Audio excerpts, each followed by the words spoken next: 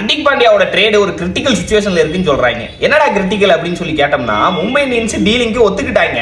ஆனா ஹர்திக் பாண்டியாவும் சென்னை சூப்பர் கிங்ஸுக்கு போறதுக்கு தான் வந்து முழு மனசோட இருக்காரு அப்படின்னா, ஓகே சென்னைக்கும் ஹர்திக் பாண்டியா வேணும், ஹர்திக் பாண்டியாவுக்கு சென்னை வேணும்னா நல்லது தானடா, மாத்தி விடுங்கண்ணா. நடுவில் நான் என்ன மும்பைக்கு இருக்கேனா? நானு எங்களுக்கு யாரடா கொடுக்க போறேன்னு கேட்கறானுங்களாம். ஆல்ரவுண்டர் சிவம் டூபே எடுத்துக்கங்கன்னு சொன்னா யாருக்கிட்டடா போங்க அடிக்கிறீங்க? அந்த பக்கம் லக்னோ தயாரா இருக்கானுங்க, 4 பிளேயரை தரன்ட்டு அங்க தள்ளி விட்டுருன்றானுங்களாம். என்னடா இவனுங்க இப்படி பேசிக்கிட்டு இருக்கானுங்க. சரி வேற யாரா வேணும்னு கேட்டா அவனுங்க ரோஹித் சர்மாவுக்கு ரீப்ளேஸ்மெண்ட்டுக்காக ஆயுஷ் மாத்திரைக்கு தான் நண்பர்களே அடி போட்டுக்கிட்டு இருக்கானுங்க.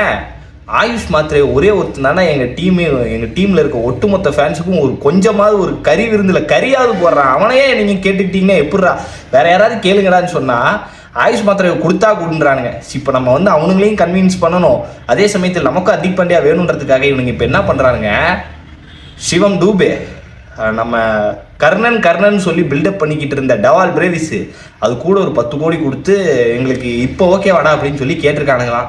இன்னும் அந்த பக்கத்துலேருந்து எந்த ஒரு பதிலும் வரல. வந்துருச்சு அப்படின்னா நமக்கு ஹர்திக் பாண்டியா வந்துருவார்.